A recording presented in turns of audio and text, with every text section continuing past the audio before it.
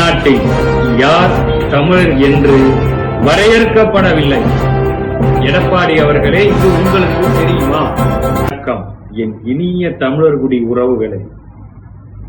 எடப்பாடி எதிர்க்கட்சி தலைவர் எடப்பாடி, வருங்கால முதல்வர் எடப்பாடி என்ன சொல்கிறார்? தேர்தல் அறிக்கையில தனியார் நிறுவனங்கள் 75% தமிழ்நாட்டில் வசிக்கும் தமிழர்களுக்கு வேலை வாய்ப்பு வழங்க வேண்டும் என்கிறார். இது என்ன? இது அறகுறை வேக்காடு. தமிழ்நாட்டில் தமிழர் யாருன்னு உங்களுக்கு தெரியுமா? தமிழர் யார் என்று தமிழ்நாட்டில் இதுவரை வரையறுக்கப்படவில்லை. வெளிமாநிலத்திலிருந்து குடியேறிய பிறமொழியாளர்கள் நாங்கள் தமிழர் என்று சொல்கிறார்கள்.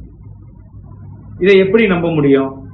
இன்னொரு நண்பர் கூறுகிறார், 1300ஆம் ஆண்டுக்கு முன்பு இருந்து தமிழ்நாட்டில் நாங்கள் வசிக்கிறோம், நாங்கள் தான் தமிழர் என்கிறார். அப்படின்னா நாங்க யாரு? பூர்வீக குடியான நாங்க யாரு? நாங்க தமிழரா, நீங்க தமிழரா? இதுதான் பிரச்சனை. நீங்கள் வெளிநாட்டில் இருந்து வசித்த தமிழர், இரண்டாம் நிலை தமிழர். பூர்வீக குடி நாங்க தான். இதை முன்ன புரிஞ்சுக்கணும். எடப்பாடியா இருக்கட்டும், முதல்வர் ஸ்டாலினாக இருக்கட்டும், இல்ல மற்ற தலைவர்களாக இருக்கட்டும், இதை முன்னை மனதில் வைத்துக் கொள்ளவும். பூர்வீகம் எங்களது, மண்ணு எங்களது. நீங்கள் பிழைக்க வந்தவர்கள், அதை நான் கொச்சப்படுத்தவில்லை. ஆனால் பூர்வீகம் உங்களது இல்லை. பூர்வீக தமிழர் குடி நாங்கள் என்பதை தெரிவித்துக் கொள்கிறேன்.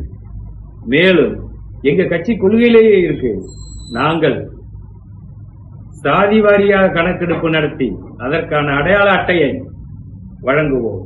அப்போது தெரியும் தமிழர் யார், பிறமொழியாளர்கள் யார் என்று. மீண்டும் சந்திப்போம். நன்றி, வணக்கம்.